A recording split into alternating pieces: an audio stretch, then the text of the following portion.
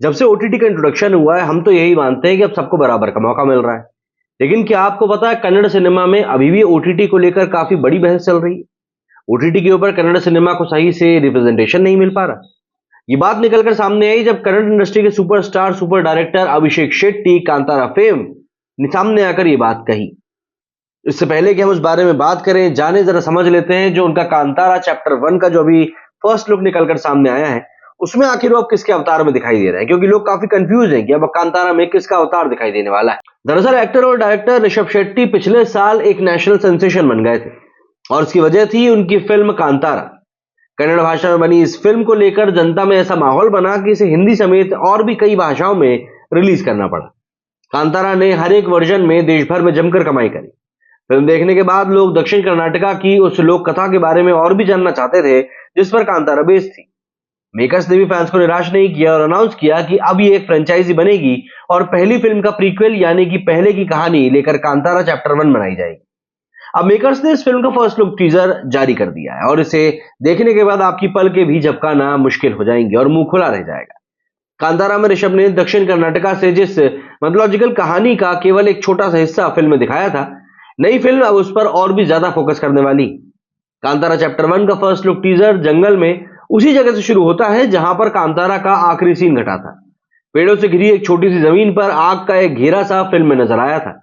कांतारा में ऋषभ का किरदार शिवा आखिर में इसी जगह पहुंचकर गायब हो जाता है और किसी को नहीं मिलता। कांतारा चैप्टर 1 के फर्स्ट लुक वीडियो में शिवा इसी जगह पर खड़ा नजर आ रहा है और आसमान में चांद की तरफ देखा जा रहा है।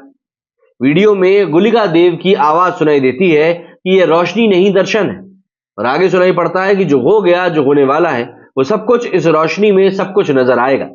इसके बाद ऋषभ एक बिल्कुल अलग अवतार में नजर आते हैं। वो जंगल के घने अंधेरे में एक गुफा सी जगह पर नजर आते हैं।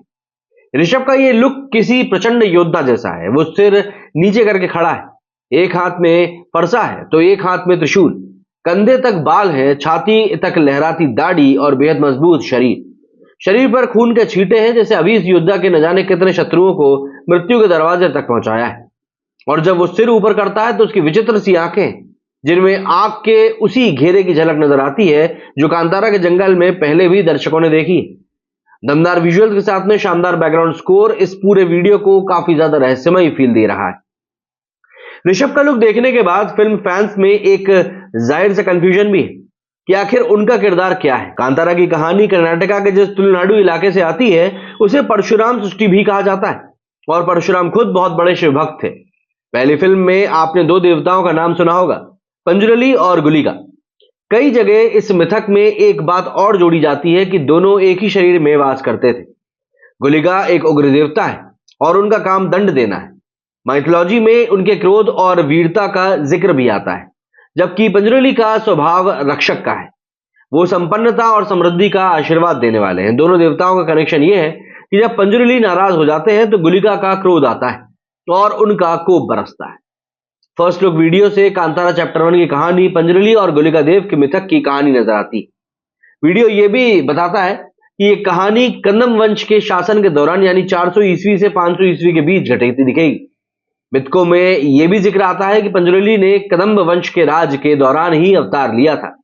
कई जगह इसका कनेक्शन भगवान विष्णु के वराह अवतार से भी जोड़ा जाता है। पंजुरली का रूप एक जंगली सुअर जैसा बताया जाता है। फर्स्ट लुक वीडियो में ऋषभ के बालों के पीछे से कानों के कुंडल जैसा कुछ नजर आता है, जिसका कि आकार जंगली सुअर के दांत की तरह है।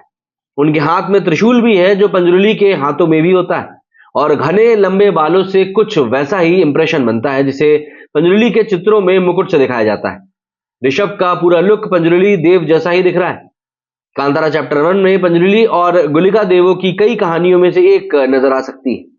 पहली फिल्म में ये बताया गया था कि एक राजा को जंगल में पंजुरली देव मिले थे और तब से उनका परिवार पीढ़ी दर पीढ़ी पंजुरली की सेवा करता आया है। यानी इस कहानी में आगे कई पार्ट्स तक चलने का स्कोप है। मेकर्स ने यह शेयर किया है कि कांतारा चैप्टर 1 2024 में रिलीज होगी, लेकिन तारीख अभी तक तय नहीं। हालांकि फर्स्ट लुक वीडियो इतना शानदार है और इसने इतना माहौल बना दिया है कि जनता इसी से इस मूवी का इंतजार कर रही है। वहीं गोवा के पणजी में आयोजित 54वें भारतीय अंतर्राष्ट्रीय फिल्म महोत्सव के कंपटीशन सेक्शन में अपनी सुपरहिट फिल्म कांतारा के साथ पहुंचे कन्नड़ फिल्मों के स्टार ऋषभ शेट्टी। मीडिया के साथ आयोजित प्रेस कॉन्फ्रेंस में ऋषभ शेट्टी ने कन्नड़ फिल्मों को ओटीटी प्लेटफॉर्म में जगह न मिलने पर चिंता जताई और सरकार सहित सभी ओटीटी प्लेटफॉर्म से निवेदन कर कहा कि कन्नड़ फिल्मों के लिए ओटीटी प्लेटफॉर्म में थोड़ी जगह बनाए। ऋषभ शेट्टी ने कहा कि फिल्म महोत्सव में आना एक नॉस्टैल्जिक फीलिंग देता है।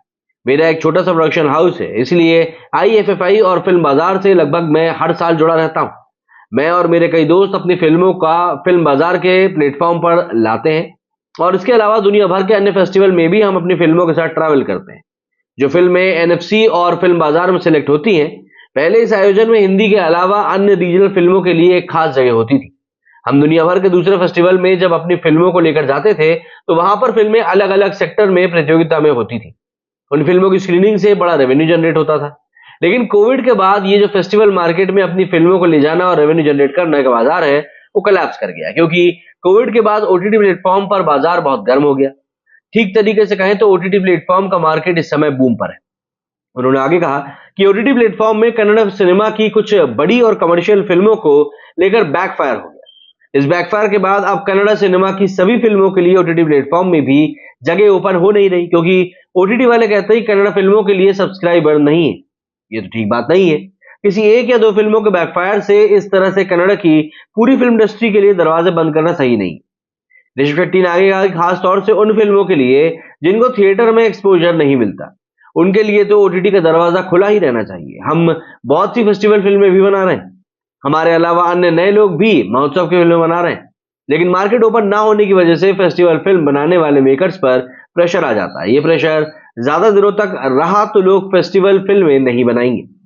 अगर सरकार ने एनएएफडीसी या एफआई मामी फिल्म फेस्टिवल में हमारी फिल्मों को रिकमेंडेशन मिलेगा तो अच्छा रहेगा। जियो सिनेमा और फॉरेन के तमाम प्लेटफॉर्म से निवेदन है कि अपने प्लेटफॉर्म में जिस तरह वे फॉरेन की फिल्मों को जगह देते हैं, हमारी रीजनल खासतौर पर कन्नड़ फिल्मों के लिए भी प्लेटफॉर्म पर जगह बनाए। इससे रीजनल सिनेमा को लेकर एक उत्साह बनेगा और लोगों के अंदर नया काम करने का जोश भी आएगा। कांतारा को देखिए मैं बहुत ज्यादा एक्साइटेड हूं, क्योंकि इसका जो पहला पार्ट आया था यार, वो वाकई में एक बहुत ही अच्छे पेस के ऊपर गया था और उसको देखना एक बहुत ही दिलचस्प एक्सपीरियंस रहा था।